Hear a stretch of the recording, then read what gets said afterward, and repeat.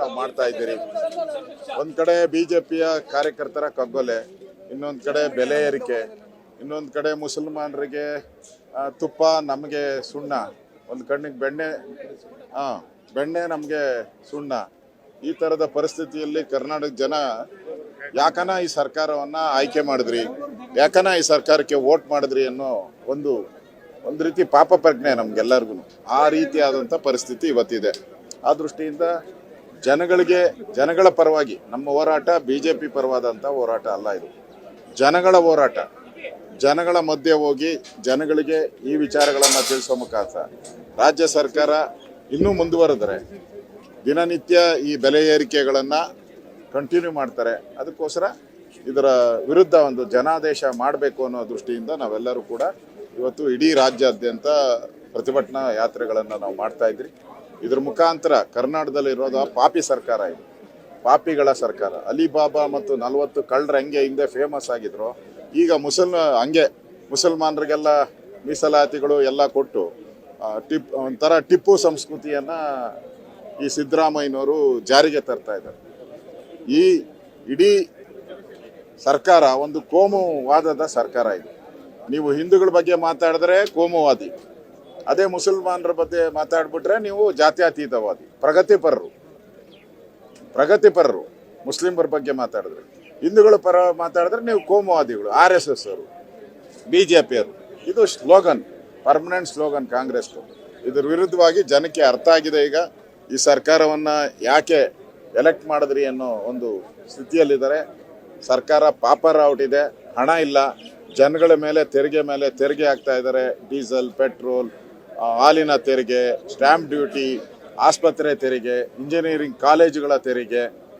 ಈಗ ಮುಂದೆ ಬೆಂಗಳೂರಿನ ಕಸದ ಮೇಲೆ 100 ಪಟ್ಟು ತೆರಿಗೆ ಹಾಕ್ತಾ ಇದ್ದಾರೆ, ಸೆಸ್. ಹಿಂದೆ ಯಾರಾದರೂ 2,000 ರೂಪಾಯಿ ಕಟ್ತಾ ಇದ್ರೆ ಅದು 4,000 ರೂಪಾಯಿ ಕಟ್ಬೇಕು ಕಸಕ್ಕೂ.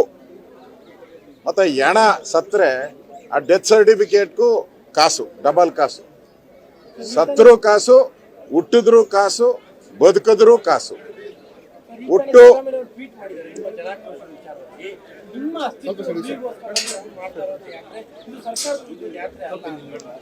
ಇದು ಸಿದ್ದರಾಮಯ್ಯ ಕುರ್ಚಿ ಉಳಿಗೆ ಫಸ್ಟು ಅವ್ರು ನಮ್ಗೆ ಹೇಳಕ್ ಮುಂಚೆ ಅವ್ರ ಕುರ್ಚಿನ ಗಟ್ಟಿ ಮಾಡ್ಕೊಂಡು ಕೂತ್ಕೊಳ್ರಿ. DK ಶಿವಕುಮಾರ್ ಒದ್ದು ಕಿತ್ಕೊಂತೀನಿ ಅಂತ ಹೇಳಿದ್ದಾರೆ. ಅವ್ರ ಕುರ್ಚಿ ಫಸ್ಟ್ ಭದ್ರ ಮಾಡ್ಕೊಂಡ್ಲಿ, ಬಿಜೆಪಿ ಬಗ್ಗೆ ಆಮೇಲೆ ಮಾತಾಡ್ಲಿ. ಮೇ 4ರವರೆಗೆ ಜನಾಕ್ರೋಶ ರ್ಯಾಲಿಯನ್ನ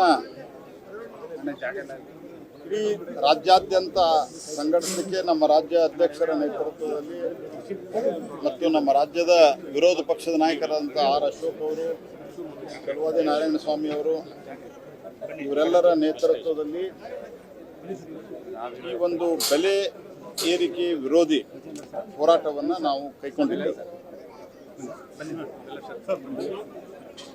ಯಾವತ್ತಿಂದ ಈ ಸರ್ಕಾರ ಬಂದಿದೆ, ಗ್ಯಾರಂಟಿ ಹೆಸರಿನಲ್ಲಿ ಜನರನ್ನ ಲೂಟಿ ಮಾಡುವಂಥ ಕೆಲಸ ನಡೀತಾ ಇದೆ. ರಿಜಿಸ್ಟ್ರೇಷನ್ ಚಾರ್ಜ್ ಜಾಸ್ತಿ ಆಗಿದೆ, ಪೆಟ್ರೋಲು ಡೀಸೆಲು ಬೆಲೆ ಜಾಸ್ತಿ ಆಗಿದೆ, ಹಾಲಿನ ದರ ಜಾಸ್ತಿ ಆಗಿದೆ, ಆಲ್ಕೋಹಾಲಿನ ದರ ಜಾಸ್ತಿ ಆಗಿದೆ, ರೋಡ್ ಟ್ಯಾಕ್ಸ್ ಜಾಸ್ತಿ ಆಗಿದೆ, ಟ್ರಾನ್ಸ್ಫಾರ್ಮರು ಮೊದಲು ಟ್ರಾನ್ಸ್ಫಾರ್ಮರ್ 20,000 ರೂಪಾಯಿ 3 ಲಕ್ಷ ರೂಪಾಯಿ. ಈಗ ಮುಸ್ಲಿಮ್ಸ್ 4% ಧರ್ಮಾಧಾರಿತ ರಿಸರ್ವೇಷನ್ ಕೊಡ್ಲಿಕ್ಕೆ ಬರೋದಿಲ್ಲ ಅನ್ನುವಂಥದ್ದಿದ್ರೂ ಸಹಿತ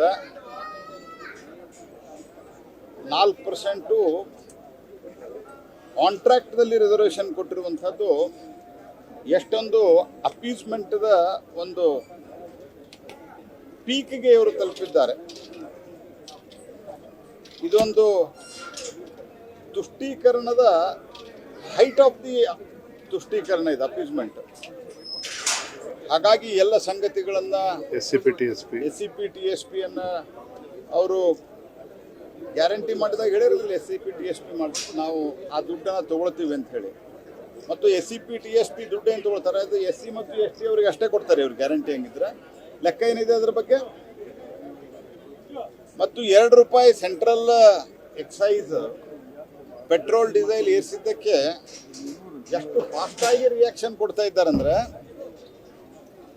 ಆ 2 ರೂಪಾಯಿನ ನಾವು ಕಸ್ಟಮರಿಗೆ ಟ್ರಾನ್ಸ್ಫರ್ ಮಾಡ್ತಾ ಇಲ್ಲ. First they should understand that. ಅದನ್ನು ನಾವು ಏನು ಆಯಿಲ್ ಕಂಪ್ನಿಗಳಿದ್ದಾವೆ, ಆ ಆಯಿಲ್ ಕಂಪ್ನಿಗಳು ಅವುಗಳನ್ನು ಅಬ್ಸಾರ್ಬ್ ಮಾಡ್ತದೆ. ಆ 2 ರೂಪಾಯಿಯನ್ನು ಸರ್ಕಾರಿ ಕಂಪನಿಗಳು ಅರ್ಥಾತ್ ಭಾರತ ಸರ್ಕಾರ ಅದನ್ನು ಅಬ್ಸಾರ್ಬ್ ಮಾಡ್ಕೊಳ್ತದೆ. ಸೆಂಟ್ರಲ್ ಎಕ್ಸೈಸನ್ನು ನಾವು ಜಾಸ್ತಿ ಮಾಡಿದ್ವಿ. ಇನ್ಫ್ಯಾಕ್ಟ್ ಈ ಸೆಂಟ್ರಲ್ ಎಕ್ಸೈಸ್ ಜಾಸ್ತಿ ಮಾಡೋದ್ರಿಂದ ಕೇವಲ ಕೇಂದ್ರ ಸರ್ಕಾರಕ್ಕಷ್ಟೇ ಅಲ್ಲ, ಅದು ಕಸ್ಟಮರ್ಗೆ ಪಾಸ್ ಆನ್ ಮಾಡಿದರೆ ದಟ್ ಈಸ್ ಡಿಫರೆಂಟ್. ಆದರೆ ಈಗೇನು ನಾವು ನಮ್ಮ ಇಮೇಲ್ ತೊಗೊಳ್ತಾ ಇದ್ದೀವಿ ಅದರಲ್ಲಿ 1 ರೂಪಾಯಿ ಇವರಿಗೆ ಬರ್ತದೆ, ರಾಜ್ಯ ಸರ್ಕಾರಗಳಿಗೆ, ವಿವಿಧ ರಾಜ್ಯ ಸರ್ಕಾರಗಳಿಗೆ. ಹಾಗಾಗಿ ನಮ್ಮ ಈ ಹೋರಾಟವನ್ನು ತಕ್ಷಣ ನೋಡ್ರಿ ನಮ್ಮ ವಿರುದ್ಧ ಮಾಡಕ್ಕೆ ಹೊಟ್ಟಿದ್ದಾರೆ, ಅವರು 2 ರೂಪಾಯಿ ಮಾಡಿದ್ದಾರೆ ಅಂತ ಇಮಿಡಿಯೇಟ್ ಸ್ಟೇಟ್ಮೆಂಟ್ ಶುರುವಾಗಿದೆ. ಇನ್ನೂ ಪೂರ್ತಿಯಾದ ವಿವರಗಳು ಬಂದಿಲ್ಲ. ತರಾತುರಿಯಲ್ಲಿ ಸ್ಟೇಟ್ಮೆಂಟ್ ನಾನು ಸ್ಪಷ್ಟಪಡಿಸ್ಲಿಕ್ಕೆ ಬಯಸ್ತೀನಿ. ಆ 2 ರೂಪಾಯಿಯನ್ನು ನಮ್ಮ ಸರ್ಕಾರ, ನಮ್ಮ ಮಂತ್ರಿಗಳು ಈಗಾಗಲೇ ಸ್ಪಷ್ಟಪಡಿಸಿದ್ದಾರೆ, ಟ್ವೀಟು ಮಾಡಿದ್ದಾರೆ. ಯಾವುದೇ ಕಾರಣಕ್ಕೆ ಅದು ನಮ್ಮ ಕಸ್ಟಮರ್ಸ್ಗೆ, ನಮ್ಮ ಸಾಮಾನ್ಯ ಪೆಟ್ರೋಲು ಮತ್ತು ಡೀಸೆಲ್ ಬಳಕೆದಾರರಿಗೆ ಅದು ಅಪ್ಲೈ ಆಗಲ್ಲ. ಹಾಗಾಗಿ ಅತ್ಯಂತ ತುಷ್ಟೀಕರಣದ ಪರಮಾವಧಿಯನ್ನು ತಲುಪಿರುವಂಥ ಈ ಸರ್ಕಾರದ ಜನ ವಿರೋಧಿ ನೀತಿಯನ್ನು ಖಂಡಿಸಿ ಇಡೀ ರಾಜ್ಯಾದ್ಯಂತ ನಮ್ಮ ರಾಜ್ಯ ಅಧ್ಯಕ್ಷರು ಮತ್ತು ಇಬ್ಬರು ವಿರೋಧ ಪಕ್ಷದ ನಾಯಕರ ನೇತೃತ್ವದಲ್ಲಿ ಈ ಹೋರಾಟವನ್ನು ನಾವು ತೀವ್ರಗೊಳಿಸ್ತೇವೆ. ಮತ್ತು ಇದರ ಜೊತೆಗೆ ಈ ಧರ್ಮಾಧಾರಿತ ಏನೋ 4% ಮೀಸಲಾತಿ ಕೊಟ್ಟಿದ್ದಾರೆ, ಇದರ ಬಗ್ಗೆ ಕಾನೂನು ತಜ್ಞರ ಜೊತೆಗೂ ನಾವು ಚರ್ಚಿಸ್ತಾ ಇದ್ದೇವೆ. ಮತ್ತು ಇದನ್ನು ಕೋರ್ಟ್ನಲ್ಲಿ ಕ್ವಶನ್ ಮಾಡಿ, ಯಾಕಂದರೆ ಈ ಹಿಂದೆ ಧರ್ಮಾಧಾರಿತ ಮೀಸಲಾತಿ ಕೊಟ್ಟಿದ್ದನ್ನು ಸುಪ್ರೀಂ ಕೋರ್ಟು ಸ್ಪಷ್ಟವಾಗಿ ಇದನ್ನು ನಿರಾಕರಿಸಿದೆ. ಎಲ್ಲ ಹಿನ್ನೆಲೆಯಲ್ಲಿ ಹೋರಾಟವನ್ನು ಚಾಮುಂಡಿಯ ಆಶೀರ್ವಾದವನ್ನು ಪಡೆದು, ದೇವಿ ಚಾಮುಂಡಿಯ ಆಶೀರ್ವಾದವನ್ನು ಪಡೆದು ಅನೇಕರು ಹಿರಿಯರು ಬಂದಿದ್ದಾರೆ. ಸನ್ಮಾನ್ಯ ಸದಾನಂದ ಗೌಡರು, ರಾಮುಲು ಅವರು, ನಿರಾಣಿ ಅವರು, ಅನೇಕ ಎಂಪಿಗಳು, ಕಾರಜೋಳರು ಎಲ್ಲರೂ ಬಂದಿದ್ದಾರೆ. ಇವತ್ತು ಮೈಸೂರಿನಿಂದ ನಾವು ಶುರು ಮಾಡ್ತೀವಿ ಮತ್ತು ಈ ಸರ್ಕಾರದ ವಿರುದ್ಧ ಜನಾಕ್ರೋಶ ಏನಿದೆ ಅದಕ್ಕೆ ಒಂದು ಧ್ವನಿಯಾಗುವ ಪ್ರಯತ್ನವನ್ನು ಭಾರತೀಯ ಜನತಾ ಪಾರ್ಟಿ ಮಾಡ್ತೀವಿ. ನಿಮ್ಮ ನಾಯಕರು ತಮ್ಮ ಅಸ್ತಿತ್ವ ಉಳಿಸ್ಕೊಳ್ಳೋಕ್ಕೋಸ್ಕರ ಈ ಆಕ್ರೋಶ ಯಾತ್ರೆ ಮಾಡ್ತಾ ಇದ್ದಾರೆ, ಇದರಲ್ಲಿ ಯಾವ ಅರ್ಥನೂ ಇಲ್ಲ ಅನ್ನುವಂಥದ್ದು, ನಾಯಕರೆಲ್ಲ ಹೊಂದಾಣಿಕೆ ಇಲ್ಲ ಅನ್ನುವಂಥದ್ದು. ನೋಡಿ, ಮುಖ್ಯಮಂತ್ರಿಗಳು ಏನಾದರೂ ಒಂದು ಹೇಳಲೇಬೇಕು, ಅವರು ಹೇಳ್ತಾ ಇದ್ದಾರೆ. ಹೋರಾಟದ ಬಗ್ಗೆ ಎಷ್ಟು ತಲೆ ಕೆಡಿಸ್ಕೊಂಡಿದ್ದಾರೆ ಅಂತ ಅದರಲ್ಲೇ ಗೊತ್ತಾಗುತ್ತೆ. ಹೋರಾಟದ ಬಗ್ಗೆ ಇಷ್ಟು ತರಾತುರಿಯಲ್ಲಿ ಟ್ವೀಟ್ ಮಾಡಿ ಅವರು ಪ್ರತಿಕ್ರಿಯೆ ಕೊಡ್ತಾರಂದ್ರೆ ಅವರಿಗೆ ಅದರ ಬಿಸಿ ಹತ್ತಿದೆ.